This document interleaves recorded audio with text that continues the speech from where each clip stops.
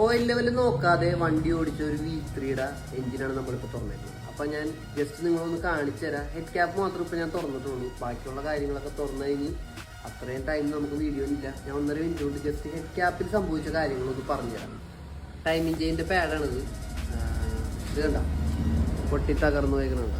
Oil circulation ഇല്ലാണ്ട്, അതായത് engine oil ലെവലില്ലാണ്ട് ഓടിച്ചാണ് ആള്. അപ്പോൾ ആ ഓയിലില്ലാണ്ട് ഓടിയിട്ട് കുറച്ച് സാധനങ്ങൾ കൂടി തേഞ്ഞ് പോയിട്ടുണ്ട്. അതെന്തൊക്കെയാണ് ഞാൻ നിങ്ങളെ കാണിച്ചു തരാം.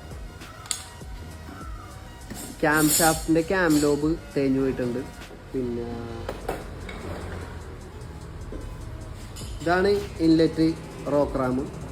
റോക്ക് റാമിൻ്റെ നീഡിൽ പൊട്ടിയിരിക്കുന്നുണ്ട്. പൊട്ടി ഒരു സൈഡിലോട്ടായി പോയി. റോളൊന്നും ആവണില്ല, എല്ലാം സ്റ്റക്കായിപ്പോയി. ഈ ഒരു റോക്ക് റാമിന് തന്നെ ഏകദേശം ഒരു 5 രൂപ അടുത്ത് 6 രൂപ അടുത്ത് വിലയുണ്ട്.